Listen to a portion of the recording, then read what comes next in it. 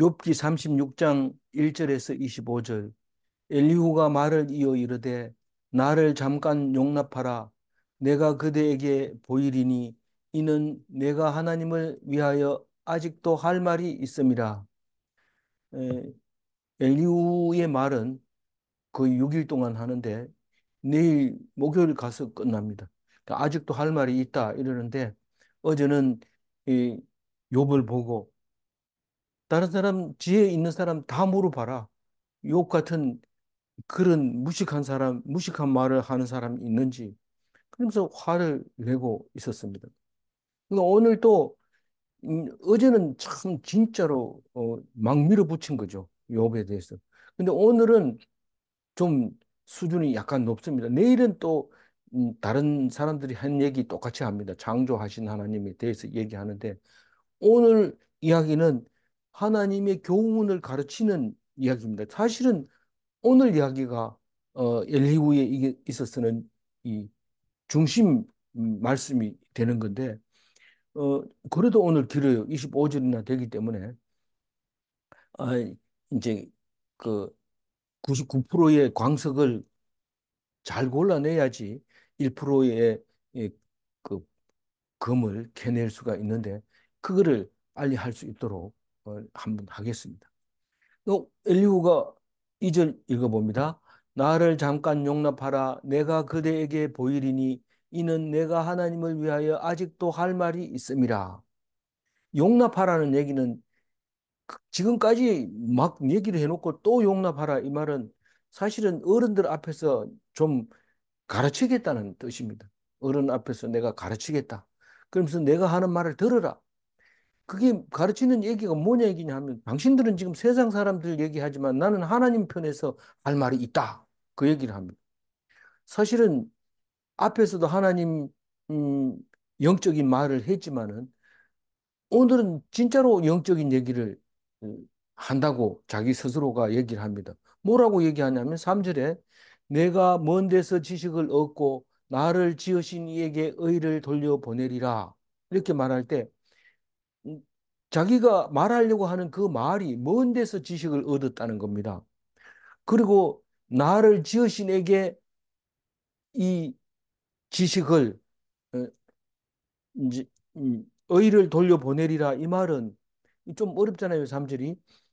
돌려보내리라 이 말은 나는 하나님이 옳다고 말합니다. 이렇게 어, 다른 번역 다 통합해 보면 그러니까 나를 지으신 이에게 의를 돌려보내리라 이 말은 내가 지식을 먼 데서 얻었는데 그 옳음을 하나님 앞에 돌려보내겠다 이런 말입니다. 쉽게 안 읽어지죠. 그래서 이게 먼 데가 뭐냐 하면 이게 에돔 사람이니까 먼 데 있는 이스라엘 사람에게서 얻어온 거 아니냐.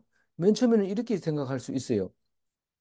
근데 이 먼 데가 제일 마지막 절 25절에 보면 이 먼 데가 어디서 왔냐 하면은 사실은 아주 먼데 바다 끝에도 아니고 땅 끝에도 아니고 하늘에 있는 먼 데서 지식을 얻었다.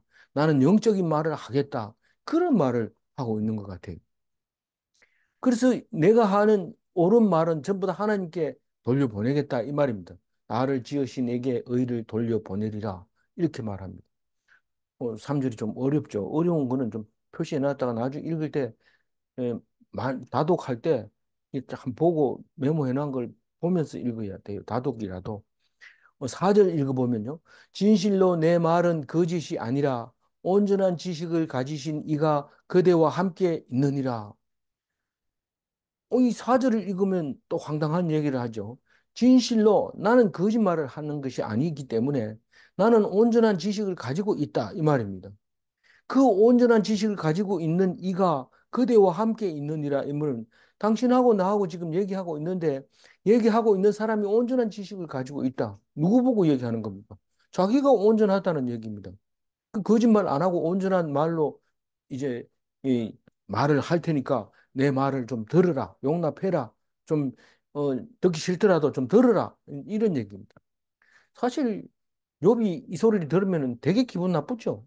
음, 나이도 어린 게 뭐 와가지고 막 가르쳐 주려고 그러고 전부 기분 나쁘게 얘기하니까 못 견딥니다. 그런데 온전하게 입을 다물고 잘 있는 겁니다. 5절 읽어보면요. 하나님은 능하시나 아무도 멸시하지 아니하시며 그의 지혜가 무궁하사. 그러니까 하나님은 능력이 있으니까 남을 멸시 안 합니다. 이 멸시하는 사람은 누가 멸시를 해요? 능력이 없는 사람. 그러니까 무시합니다. 아니, 뭐하러 그 와가지고 사람을 무시하고 그래요? 그냥 자기, 자기 혼자 살면 되지. 근데 사람 찾아다니면서 멸시하는데 그것은 능력이 없으니까 그런 거예요. 능력이 있으면 멸시도 안 하고 상대도 안 하죠. 근데 이 하나님은 지금 어, 사람한테 멸시해가지고 될 이유가 없잖아요. 멸시를 안 하시며 그의 지혜가 무궁하사. 이제부터 얘기하는 게 5절 이하부터 얘기하는 것은 하나님이 지혜로 나라를 다스리는 그 이야기를 하고 있습니다. 하나님은 크시기 때문에 하나님이 하는 일은 이런 거다라고 얘기를 하고 있는 거죠. 6절부터 이하가 다 그 얘기를 합니다. 끝에까지 이야기하고 결론적으로 요번 그 하나님의 그, 일 속에 하나님의 사역 속에 있다. 그 얘기를 하는 겁니다. 그 얘기하고 싶어서 그래요. 그게 중심이에요. 하나님의 지혜로 너를 그 어려움을 통해서 주시려고 하는 게 있다. 그 얘기가 오늘 5절 이하에 다 들어있는 거죠.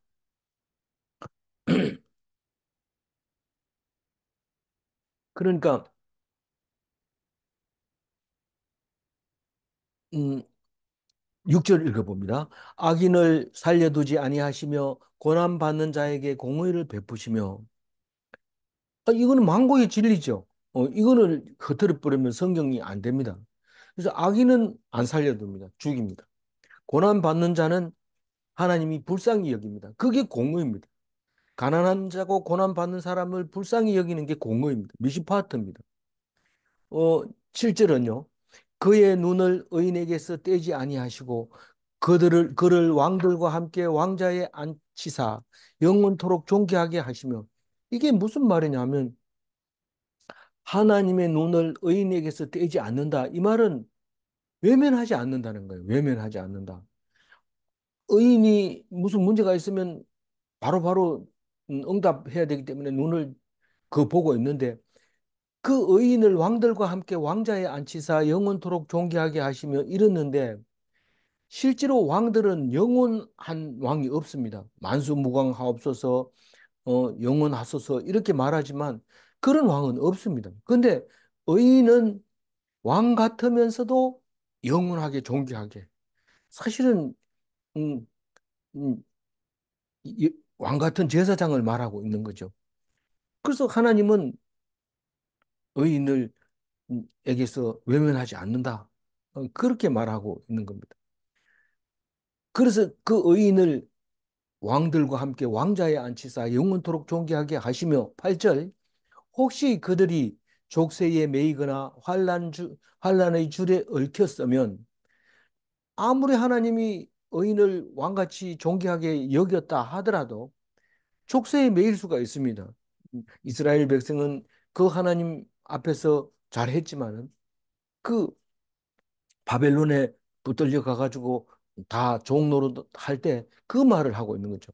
그 족쇄에 매이거나 환난 줄에 얽혔으면 9절에 그들의 소행과 악행과 자신들의 교만한 행위를 알게 하시고 그래서 알게 했어요. 이스라엘 백성을 바벨론에 갔다 와서 자기들이 한 일에 대해서 이게 뭐냐? 우리는 하나님을 믿는다고 했지만 사실 하나님을 안 믿었다. 그게 악행인 거예요.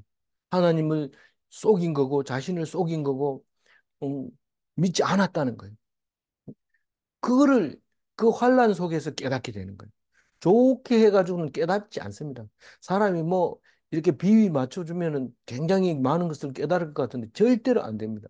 근데 힘들고 어렵고 고통 속에서 우리는 그 잘못을, 악행을, 하나님을 떠난 것을, 하나님 의지하고 있지 않는 것을, 여기서는 자신의 교만한 행위를 이렇게 얘기합니다. 소행과 악행과 자신의 교만한 행위를 그 고난을 통해서 알게 하시고 이 말입니다. 족쇄를 채워가지고 환란을 줄 때. 그래서 이게 성경이 바벨론 포로에 갔다 와서 성경이 만들어지지. 말씀은 옛날부터 있었지만은 그게 책으로 만들어지지 않았어요. 그냥 자기만 알고 잘난 체하고 남을 훈계하고 이랬지만 거기 바벨론 포로 가가지고 음, 에스더스를 쓰고 뭐 열왕기를 쓰고 그래가지고 돌아와가지고 그게 우리에게 성경이 됐는데 성경은 그냥 공짜로 얻은 게 아니고 엄청난 사람들의 고난을 통해서 만들어졌다는 사실을 알아야 됩니다. 그래서 고난을 겪는 사람에게는 이 말씀이 꿀과 같지만 배부르고 응석바지가 됐고 잘해주면 점점 더 잘해달라 하고 그런 사람에게는 이 성경이 읽어지질 않고 성질나게 만들어주는 거죠. 그래서 하나님, 예수님이 오셔가지고 자꾸 자꾸 그게 말이 이해가 안 간다 그러고 막 이러니까 의사에게는 환자가 필요하지 아무나 환자가 필요한 게 아니다. 너희들은 죄가 없으니까 속죄할 필요가 없다. 그렇게 얘기를 하는 걸 봅니다. 그래서 죄를 지어가지고 속죄함을 받은 다음에 눈물을 흘리면서 눈물로 머리털을 가지고 예수님의 발을 씻어주는 그런 것을 보고 너희들은 그렇게 못한다. 할 수 없다. 이렇게 얘기를 하는 것을 볼 수 있습니다. 10절 읽어보면요. 그들의 귀를 열어 교훈을 듣게 하시며 명하여 죄악에서 돌이키게 하시나니 이 여기서 귀를 열어 교훈을 듣게 하시며 명하여 죄악에서 돌이키게 하시나니 이 말은 그 환란 속에서 교훈을 듣게 됩니다. 방금 얘기했습니다만 또 얘기해야 되겠어요. 힘들고 어려울 때 하나님 말씀이 교훈으로 들리지 편안할 때는 귀가 열리질 않는다 이 말입니다. 그래서 죄악에서 돌이키게 하시나니 아니 의인이라고 해놓고 무슨 죄악이 있어요. 그런데 하나님께 돌아섰을 때 의인이 되지 그 앞에서는 여전히 죄악으로 있게 되는 거죠. 장 집사님 11절 좀 읽어주세요.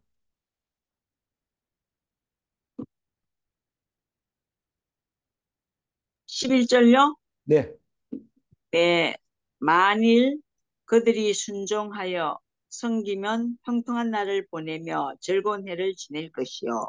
예. 귀를 열어서 교훈을 듣게 하시는 게 15절에도 나오는데요. 그러니까 5절 이하에는 다 같은 말을 하고 있는 겁니다.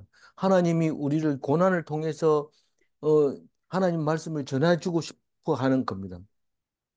하나님 말씀을 전해주고 싶어 하는데 이 듣고도 순종을 안 할 수 있어요. 어, 물론 들을 기가 없어서 못 들어서 순종을 못 할 수도 있지만 듣고도 할 수 있고 안 할 수 있는데 11절은 순종하는 거고 12절은 순종 안 하는 겁니다. 순종하면 만사가 형통한다. 만사가 형통하고 즐거운 해를 지낼 것이요. 올해는 우리가 즐거웠는지 돌아보세요. 돌아보고 어, 어, 음, 낙을 누리며 살았는지 그걸 물어봅니다. 12절 좀 읽어주세요. 네, 만일 그들이 순종하지 아니하면 칼에 망하며 지식 없이 죽을 것입니다. 불순종하면은 악인은 불순종하는 거예요. 불순종하는 걸 악인이라고 해요. 물론 엘리후는 그런 얘기를 안 하지만 어, 그 우리 그리스도인은 그렇게 보고 있는 거고 실제로 그래야 읽어지는 거죠. 그래서 칼로 망하고 진리가 없어 죽을 것이다. 진리가 없어 죽을 것이다. 뭔 말입니까? 지식이 없어 죽을 것이니라. 12절 끝에 지식이 없어서 죽는다. 진리가 없어서 죽는다. 예수님이 우리를 위하여 속죄 제물이 되시고 중보자가 되셨다는 그 지식이 없다면 우리는 무엇으로 자유할 수 있습니까? 뻔뻔스러울 수가 없습니다. 그런데 그 예수님으로 인해서 세상 사람들이 볼 때는 뻔뻔스럽지만 우리는 속으로 굉장히 자유함을 누릴 수 있습니다. 남들은 다 욕해도 자기는 편안하게 되는 거죠. 그 거부 안 납니까? 사람들이 음, 저놈 죽여라 이러면은 그거는 너희들이 죽일 수 없다는 거죠. 죽으면서도 하나님을 의지하면서 죽어야 다시 사는 거야. 이런데 네 뭘 어떻게 해서 그러냐. 예수님이 그렇게 했다는 거야. 예수님이. 13절 읽어주세요. 마음이 경건하지 아니한 자들은 분노를 쌓으며 하나님이 속박할지라도 도움을 구하지 아니하나니. 악인들은 방금 얘기했듯이 불순종한 게 악인들인데 사실은 13절에서는 마음이 경건하지 않는 자를 악인이라고 얘기를 합니다. 그러면서 분노를 쌓는다. 누구의 분노를 쌓아요? 하나님의 분노를 쌓고 있어요. 하나님이 속박할지라도 도움을 구하지 아니하나니 하나님이 속박할지라도 누가 도움을 구하지 않는다고요? 그 악인은 속박을 하면 하나님께 도와주세요 이래야 되는데 그렇게 고통을 당하면서 용을 쓰고 자기가 이겨내겠다고 애를 쓰는 거죠. 그러면 안 풀리는 거죠. 하나님이 딱 도와주면 원수 같은데 그게 원수가 아니고 진짜로 나를 나쁘게 하는데 그게 은혜가 되고 이런 거죠.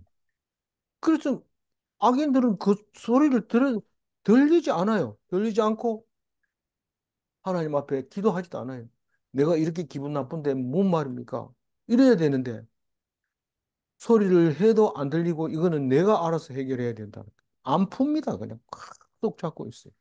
14절 읽어봅니다. 읽어주세요. 그들의 몸은 젊어서 죽으며 그들의 생명은 남창과 함께 있도다. 그러니까 왜 젊어서 요절하느냐? 남창은 많은 여자를 상대로 정력을 쏟기 때문에 일찍 죽어버려. 눈이 이렇게 이 검버섯이 피면서 빨리 죽는 게, 그 뭐, 제가 조사는 안 해봤지만, 그 이야기에는 그게 나오거든요. 그래서 일찍 죽어요. 근데 사는 행동이 일찍 죽는다는 것과 사는 행동이 꼭 남창과 같다. 뭐, 남창이 어떻습니까? 재미있고 돈 벌고 두 가지를 하는 거예요. 뭔 일을 하면은 우리 때도 마찬가지입니다. 직장 가라 그러면은 뭐 배울 게 없다 이럽니다. 지금 네가 돈 벌러 가가지고 돈을 벌어야지 거기서 배울 게가 네가 학교로 가나 지금. 그런 야단을 쳐도 그거 가봐야 뭐 진급할 그 앞에 희망이 없습니다. 안 합니다. 그러니까 네가 그런 어려움을 통해서 일을 해야 그 다음에 진급을 하지. 그냥 돈 주고 네 가르쳐 주고 그런 데가 어디 있느냐. 네가 사장이라면 그렇게 하겠느냐. 학생들을 불러놓고 아무리 얘기를 해도 안 들립니다, 그게. 그리고 직장이 없으면 하나님께 기도를 해야죠. 근데 안 합니다. 왜냐하면 자기가 알아서 한다는 거죠. 알아서. 하나님한테 안 들립니다. 집사님 15절 읽어주세요. 네. 하나님은 공고한 자를 그 공고에서 구원하시며 학대 당할 즈음에 그의 길을 여시나니. 그렇게 말을 안 듣다가 고난 받고 그 끝에 가가지고 아이고, 하나님. 이러면서 귀를 열고 나에게 주시는 메시지를 듣습니다. 그 얘기가 15절에 얘기합니다. 의지가 아파가지고 안 됩니다. 보통 사람은 하나님, 나를 하나님 떠나지 못하게 하려고 이렇게 아프게 하는 거 압니다. 이래놓고 며칠이 지나면 고만 됐잖아요. 내가 알았어요. 그러니까 좀 낫게 해주세요. 이러면 내가 다 안다. 니는 아직 멀었다. 이런 얘기 한다는 거예요. 이게 제 얘기가 아니고요. 유명한 목사님이 그런 얘기를 해요. 그래서 그게 참 오래 남고 아직도 여전히 그 말을 하는데, 우리 같으면 그 얘기 하면은 사람들이 다 도망갈 것 같은데, 그 목사님 그렇게. 그 뭐, 고난 당하는 사람들이 얼마나 힘들겠어요. 그래도 그 얘기입니다, 이게. 고난 당할 쯤에 길을 여시나니, 길을 열어야 그 고난이 끝이 나는 거예요. 그까지는 계속해서 고통스러운 거죠. 16절 읽어주세요. 그러므로 하나님이 그들을 한난에서 이끌어내사 좁지 않고 넉넉한 것으로 옮기려 하셨은즉 무릇 그대의 상에는 기름진 것이 놓이리라. 오늘 16절에서 엘리후가 한 얘기 중에서 제일 욥에게 씩 웃게 만드는 얘기. 욥이 이 얘기를 듣고 씩 웃었어요. 하나님이 그대를 환난에서 이끌어내사 그 이제 헌대가 다 났고 뼈마디가 쑤시던 게 끝날 때쯤 돼서 하나님이 어떤 하나님인지 알게 되고 기뻐하고 감사하고 그런데 좁지 않고 넉넉한 곳이 뭐냐면 골방이 아니고 널찍한데 자녀들이 쭉 앉아 있는데 거기서 제사 지내고 음, 음식을 먹고 기뻐하고 잔치를 하고 이런 모습으로 자리를 바꿔주고 상황을 바꿔주고 음, 느낌을 다르게 해주겠다. 그 말입니다. 그렇게 고난이 있으면 좋아요, 없으면 좋아요. 그럼 말할 것도 없잖아요. 우린 잘 알잖아요. 그래도 고난은 싫어요. 뭐 좀 아픈 거는 할 수 있어도 남편이나 아내가 괴롭히는 거는 싫어요. 이렇게 얘기하는데 그게 그 고난입니다. 그거나 같은 건 고난을 고난을 통해서 고난을 통해서 하나님이 말씀하시는데 그냥 말로 해결할 거가 아니고 진짜로 하나님 앞에서 내놓고 매달렸을 때 그 답을 주는 거죠. 그러면 어떻게 된다고요? 그대의 상에는 기름진 것이 놓이리라. 상 위에 기름진 것이 산의 진미가 상 위에 올라올 것이다. 그런 얘기를 하고 있는 거죠. 17절 읽어주세요. 이제는 악인의 받을 벌이 그대에게 가득하였고 심판과 정의가 그대를 잡았나니. 그 여기서 17절부터 18절, 19절, 20절, 21절까지 보면은요. 좀 어, 성경이 방향을 잘못 잡아가지고 해석해 놓은 것들이 있는데 그러면 끝에 가면 이상하게 번역이 돼버려요. 그래서 17절을 잘 읽어봐야 되는데 지금 받고 이제는 이게 지금입니다. 지금 네가 벌을 받고 있는 거 그게 악인의 벌을 받는 거예요. 지금 악인의 받을 벌이 그대에게 가득하고 사실 욥이라고 해서 엘리후라고 해서 욥의 친구라고 해서 악인이 받을 벌이 없는 사람이 누가 있어요? 물론 뭐 욥이 나는 벌 받을 게 없다 뭐 악한 거 없다 이렇게 얘기했지만 그건 믿음으로 한 거고 겉으로 보고 실질적으로 보면은 벌 받을 벌이 가득한 거예요. 그러니까 이 엘리후가 욥 보고 악인이 받을 벌이 욥에게 가득했다. 아직 벌 받을 게 많다는 거죠. 그러면서 심판과 정의가 그대를 잡았나니 잡았다는 얘기는 심판에 잡혀 있고 정의에 잡혀 있다는 거예요. 그래서 지금 고통스럽다는 거예요. 그 사실이죠, 그거는. 이거는 욕이 아니고 사실인 거예요. 18절 좀 읽어주세요. 그대는 분노하지 않도록 조심하며 많은 뇌물이 그대를 그릇된 길로 가게 할까 조심하라. 네. 그러면 지금 고통을 받고 있는데 무슨 뇌물을 받을까요? 이 뇌물이라 하는 거는 주는 겁니까? 받는 겁니까? 물론 줘도 걸리는 거고 받는 것도 걸리는 겁니다. 근데 여기서 뇌물은 딴 게 아니고 대속물을 말하는 거예요. 사실 뇌물을 받고 억울하게 재판을 하다 이런 얘기를 하면은 자기가 잘못했기 때문에 나는 잘못한 값으로 얼마를 재판관에게 드리겠습니다. 이게 재판관 입장에서는 말이 됩니다. 네가 잘못했으니까 어, 그 돈을 내는구나. 그게 속전이거든요. 속전을 내고 용서를 해준 거죠. 그런데 당한 사람은 저 사람이 벌 받아야 되지. 내가 어, 억울합니다. 벌 주세요. 이런데 나는 그 사람한테 돈 받았어. 속전 받았어. 그거를 뇌물로 번역을 해놨기 때문에 우리가 느낌이 아주 어, 해석이 잘 안 되는 느낌이 옵니다. 그게 속전을 욥이 속전을 기대하고 있는 거예요. 그러니까 누굽니까? 음, 그 속죄 제물, 속죄물 혹은 그 중보자 그게 필요하다는 거죠. 그런데 18절 얘기가 분노하지 않도록 조심해라 이 말을 합니다. 하나님이 하나님이 중보 역할을 해야 될 거 아닙니까? 하나님이 속전을 내야 되는 거 아닙니까? 속죄물을 내놔야 될 거 아닙니까? 이렇게 화를 내지 말라는 거예요. 조심해라는 거예요. 그 얘기를. 왜냐하면 그렇게 하면 잘못 간다는 거예요. 잘못 간다. 이게 18절이 어렵더라고요. 굉장히 어려워요. 19절 한번 읽어주세요. 그대의 부르짖음이나 그대의 능력이 어찌 능히 그대가 공고한 가운데에서 그대를 유익하게 하겠느냐. 그래, 지금 고난당하고 고통스럽고 이런 상황에서 하나님께 막 부르짖는 거예요. 그리고 자기가 가지고 있는 능력을 총동원해서 자기가 뭔 능력이 있어요. 지금 제사장 역할은 못 하고 있어요. 지금 부스럼이 났기 때문에. 그리고 뭐 걸어 다니는 거, 말하는 거, 뭐 이런 게 능력이 있겠죠. 그 욥의 능력이 그 아픈 것을 어떻게 치료해 줄 수 있느냐? 도저히 아픈 거를 덜 아프게 한다든가 이럴 수가 없다는 거예요. 예?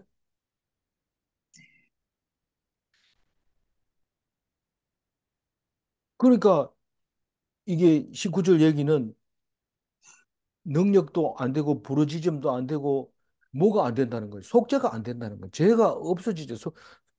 그게 뇌물이 되질 않는다는 거예요. 근데 우리는 그리스도인은 알죠. 뭐가? 속죄 제물 알잖아요. 예수님만 가능해요. 예수님 이외에는 우리를 그 죄에서 벗어나게 할 수 있는 방법이 없어요. 그럼 예수 믿는 사람은 왜 아픕니까? 죄 때문에 아픈 거 아니라는 거죠. 죄 때문에 아픈 거 아니라는 거죠. 그건 확실해야 돼요.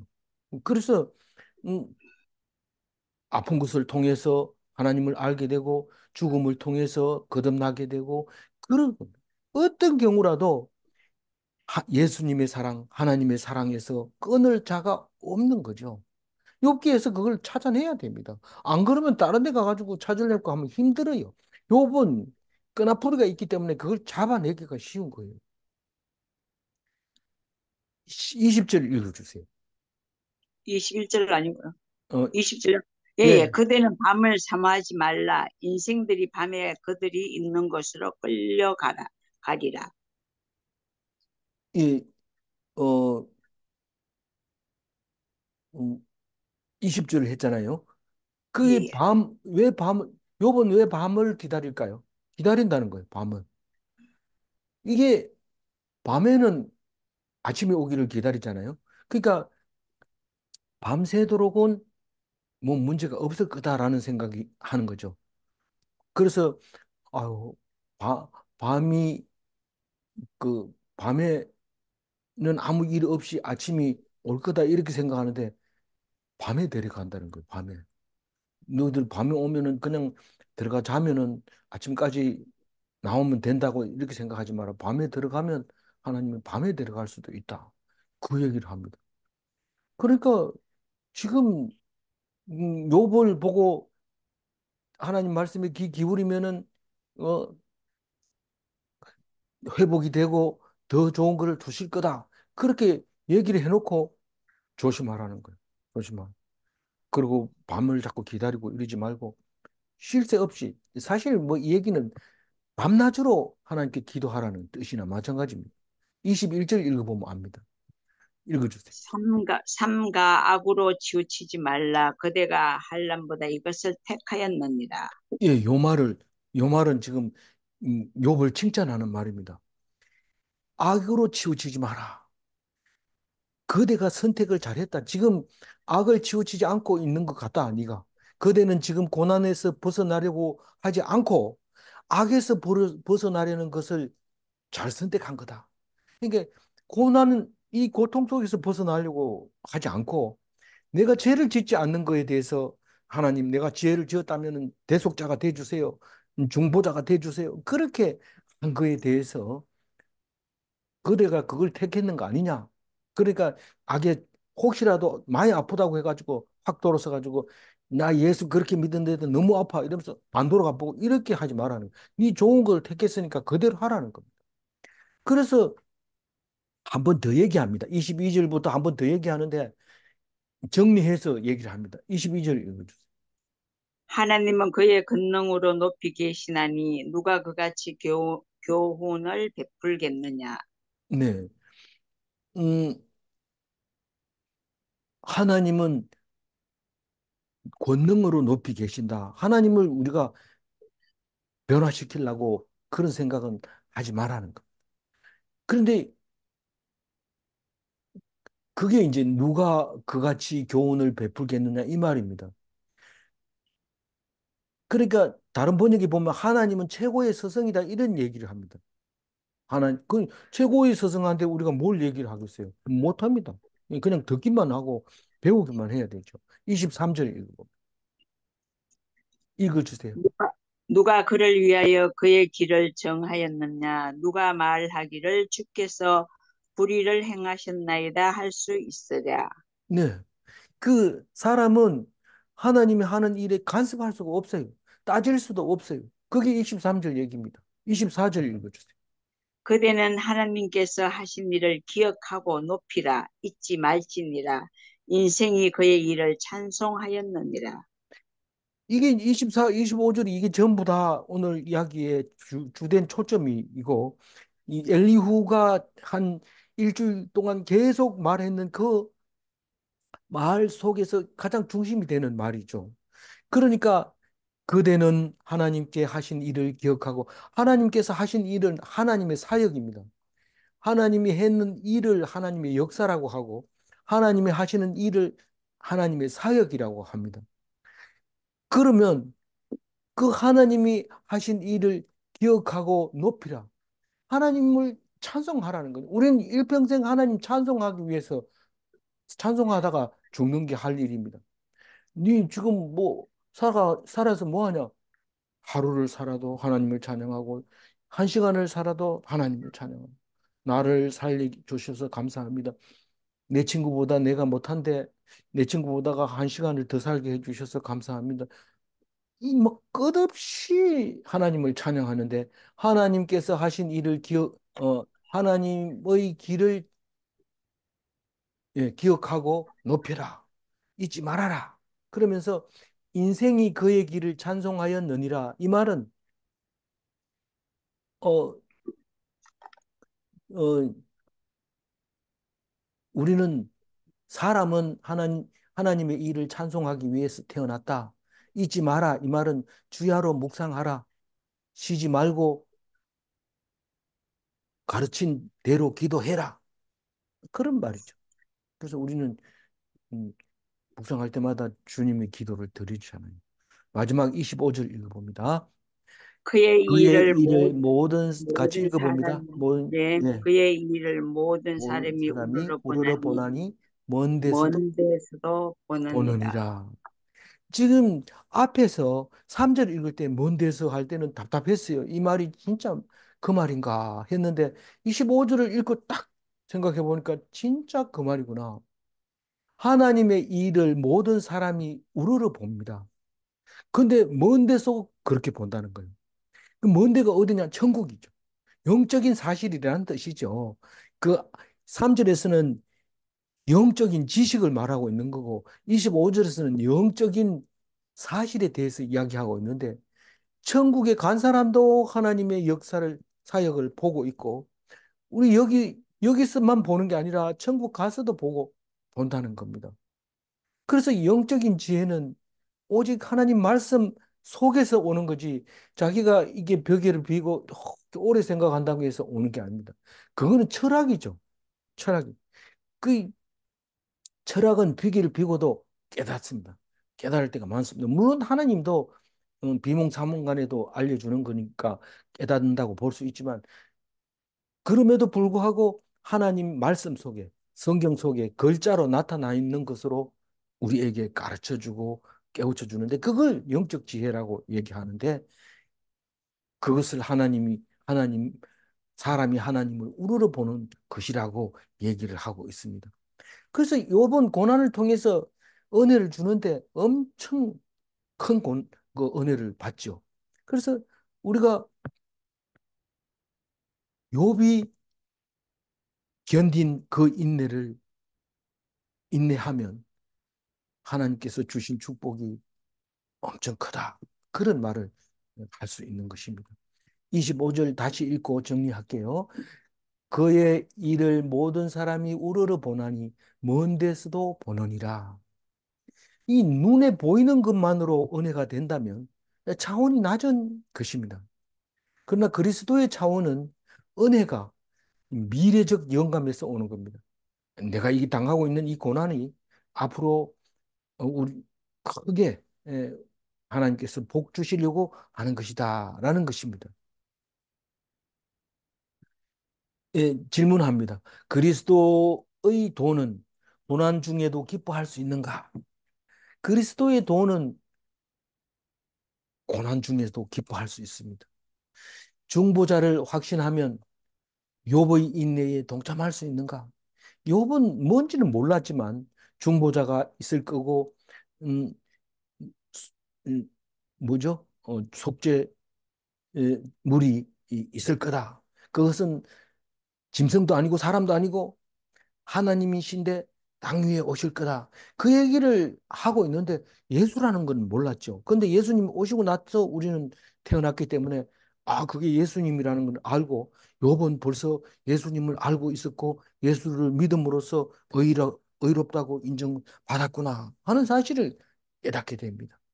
아무쪼록 우리가 욥기를 읽고 나서 진짜 예수님을 보았다.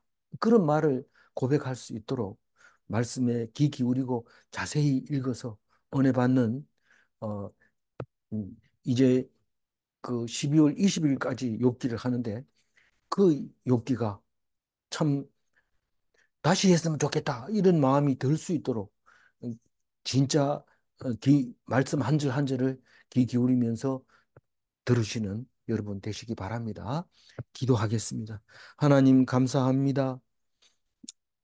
욥기를 별로 인용하지 않아서 별로 예수님하고 거리가 먼 줄 알았는데 예수님의 그 십자가 사역이 우리에게는 얼마나 중요한가 깨닫게 해주셔서 감사합니다.